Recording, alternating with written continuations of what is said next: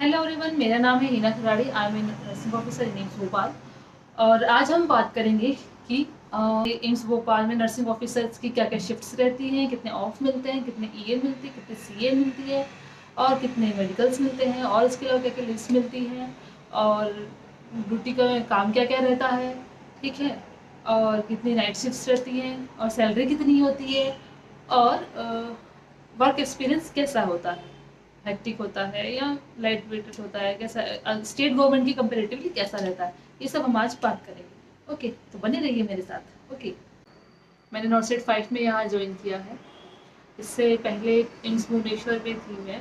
मैंने एम्स भुवनेश्वर में 2021 में ज्वाइन किया था, नॉर्सेट 1 में।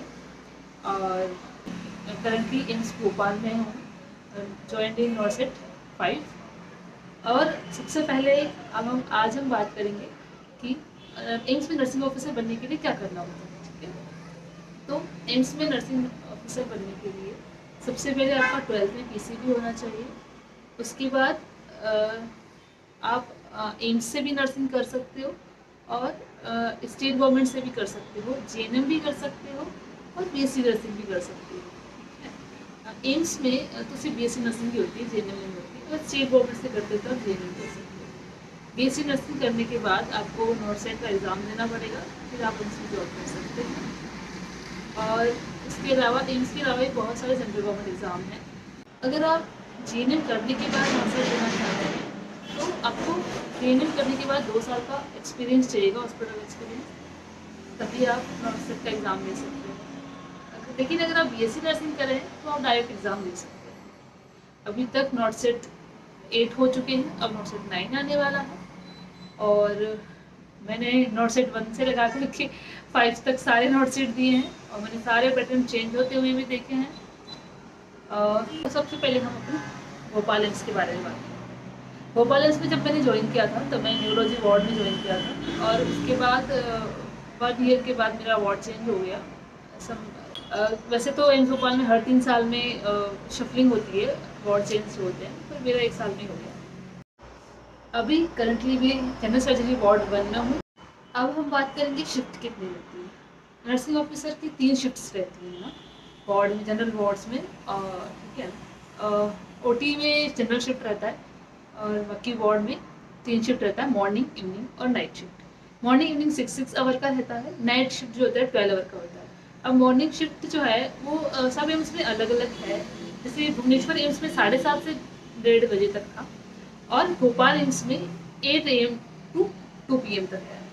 Evening shift 2 PM to 8 PM, बहुत आधे घंटे का फर्क होता है। जोधपुर में भी शायद 7:30 का टाइम। और जो नाइट शिफ्ट है वो 8 to 8 है। और अगर किसी एम्स का 7:30 का टाइम है तो 7:30 से 7:30 रहेगी।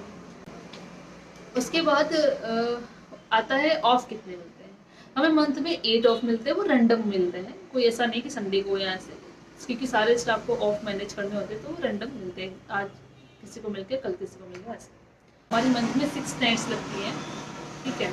जो 3-3 करके डिवाइड करके लगती है, कभी आप 2-2 करके भी लगा सकते हो, लेकिन जनरली 3 नाइट 1 ऑफ, फिर 3 नाइट 1 ऑफ ऐसा लगता है।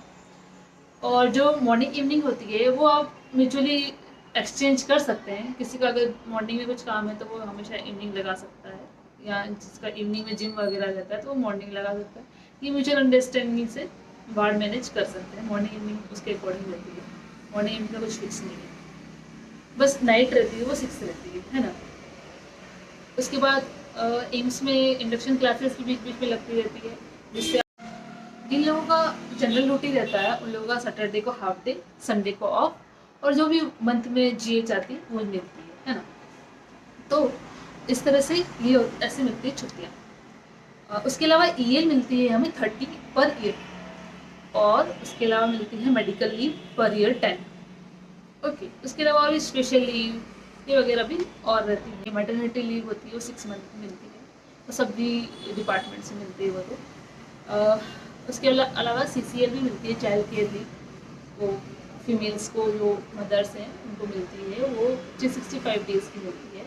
वो एक साथ नहीं ले सकते, आप थोड़ा थोड़ा करके आप पूरा पेरेंटिंग टाइम में ले सकते हैं, ठीक है। इसके बाद बात करेंगे हम लोग सैलरी के बारे में, जिसके लिए सभी इंतज़ार कर रहे हैं ना। ओके, सैलरी का ऐसा है कि स्टार्टिंग जो सैलरी होती है वो 70,000 से 80,000 तक रहती है। उसके बाद हर 6 मंथ में इंक्रीमेंट लगता है, डीए बढ़ता है, सब चीज़ें रहती है। तो हर 6 मंथ में वो सैलरी आपकी बढ़ती जाएगी, पे स्केल होता जाएगा, ठीक है। तो जो ग्रॉस सैलरी होती है वो 1 लाख तक रहती है ना। तो मैक्सिमम तक आप 80,000 से अबोव 1 लाख तक तो रहेगा, है ना।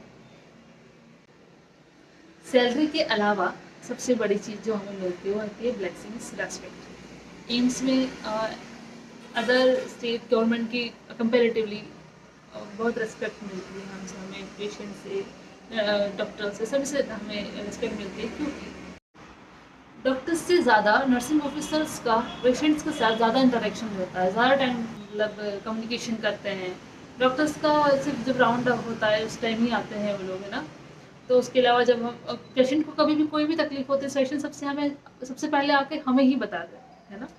तो स्टार्टिंग में भी आपको ऐसा लगे कि मतलब जॉब अच्छी नहीं है, लेकिन जब पेशेंट ठीक होके जाता है ना, तब वो जब जो उसकी आंखों में जो खुशी होती है, जो ब्लेसिंग्स होती है, वो आपको वो बोले भी क्या भी नहीं ना, तो भी आपको वो चीज़ अंदर से सेटिस्फेक्शन देगी कि हाँ पेशेंट लाइक जैसे मैं जनरल सर्जरी वार्ड में हूँ, तो वहाँ पे सर्जरी के लिए बहुत सारे ऐसे पेशेंट आते हैं ना जो बहुत क्रिटिकल कंडीशंस में होते हैं और इंटूबेट भी होते हैं, वेंटिलेटर पे भी जाते हैं, लेकिन जब वापस एक्सुबेट होने के बाद, वेंटिलेटर से हटने के बाद जब वो ठीक हो जाता है, डिस्चार्ज के टाइम जब वो आपको बोल के जाता है कि थैंक यू मैम, आपने हमारी बहुत अच्छे से केयर करी, आपका हॉस्पिटल जो है वो हमें बहुत अच्छा लगा, यहाँ का एनवायरनमेंट बहुत अच्छा लगा, आप लोग सभी बहुत अच्छे से बात करते हैं, अच्छे से केयर देते हैं, हमें समझते हैं, तो वो चीज़ इंटरनली बहुत सेटिस्फेक्शन देती है ना।